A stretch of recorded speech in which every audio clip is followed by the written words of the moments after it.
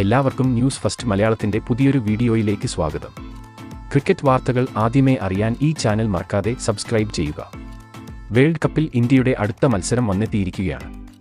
ഇന്ന് നടക്കാൻ പോകുന്ന രണ്ടാം സെമി ഫൈനൽ പോരാട്ടത്തിൽ ഇന്ത്യയും ഇംഗ്ലണ്ടും തമ്മിലാണ് നേർക്കുനേർ വരുന്നത്.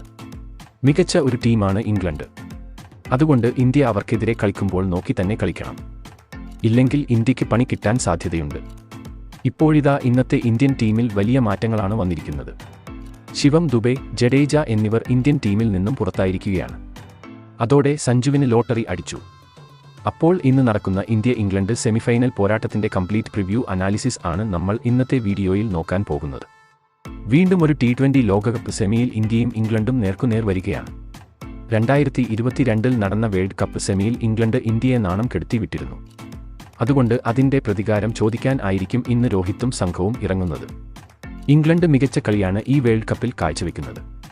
Buttler, Sam Curran, Moeen Ali തുടങ്ങി മികച്ച താരനിര ഇംഗ്ലണ്ട് ടീമിനുണ്ട്. ബാറ്റിംഗിലും ബൗളിംഗിലും അവർ ശക്തരാണ്. അതുകൊണ്ട് തന്നെ ഇന്ത്യക്ക് വിജയം അത്ര എളുപ്പമായിരിക്കില്ല. പക്ഷേ ഇന്ത്യൻ ടീമിനെ പരിഗണിച്ചാൽ ഇന്ത്യ ഇതുവരെ തോൽവി അറിയാതെയാണ് മുന്നേറുന്നത്. ഇന്നത്തെ മത്സരവും ജയിച്ച് ഫൈനലിലേക്ക് ഇന്ത്യ പ്രവേശിക്കുമെന്നാണ് ആരാധകരുടെ പ്രതീക്ഷ. പക്ഷേ ഇന്ത്യക്ക് തിരിച്ചടിയാകുന്നത് ഓപ്പണിംഗിൽ കോഹ്ലിയുടെ ഫോമാണ്. വിരാട് കോഹ്ലിക്ക് ഓപ്പണിംഗിൽ തിളങ്ങാൻ സാധിക്കുന്നില്ല. ഇപ്പോഴിതാ സെമി പോരാട്ടത്തിൽ ഓപ്പണിംഗിൽ നിന്നും കോഹ്ലിയെ മാറ്റിയിരിക്കുകയാണ്. ഓപ്പണിംഗിൽ ഇന്ന് രോഹിത്തിന് ഒപ്പം ജയ്സ്വാൾ ആയിരിക്കും കളത്തിലിറങ്ങാൻ പോകുന്നത്.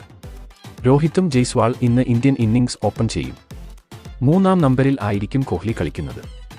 4-ാം നമ്പറിൽ സൂര്യ ഇറങ്ങുമ്പോൾ 5-ാം നമ്പറിൽ മലയാളി താരം സഞ്ജു ഇന്ത്യൻ ടീമിലേക്ക് തിരിച്ചെത്തും. ദുബൈക്ക് പകരമായിരിക്കും സഞ്ജു ഇന്ന് കളിക്കുന്നത്.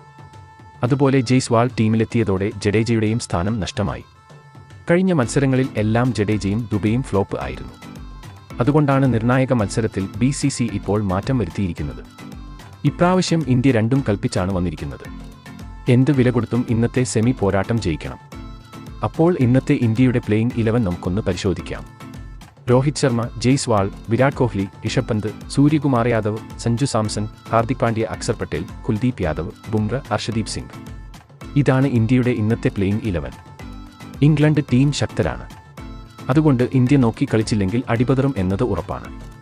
ഇംഗ്ലണ്ട് ടീം സെമിയിൽ എത്തുമ്പോൾ അവർക്ക് ഒരു പ്രത്യേക ശക്തിയാണ്. അതിനെ മറികടന്ന് ഇന്ത്യ ഇന്ന് ജയിക്കുമോ എന്ന് നോക്കി തന്നെ കാണേണ്ടിയിരിക്കുന്നു. സഞ്ജു ഇന്ത്യൻ ടീമിലേക്ക് തിരിച്ചെത്തിയതുകൊണ്ട് തന്നെ മലയാളി ആരാധകരും ആവേശത്തിലാണ്. അപ്പോൾ ഇന്നത്തെ രണ്ടാം സെമി ഫൈനൽ പോരാട്ടത്തിൽ ഇന്ത്യ ജയിക്കുമോ ഇംഗ്ലണ്ട് ജയിക്കുമോ? നിങ്ങളുടെ അഭിപ്രായം താഴെ കമന്റ് ചെയ്യുക. അതുപോലെ കൂടുതൽ ക്രിക്കറ്റ് വാർത്തകൾക്കായി ഈ ചാനൽ മറക്കാതെ സബ്സ്ക്രൈബ് ചെയ്യുക.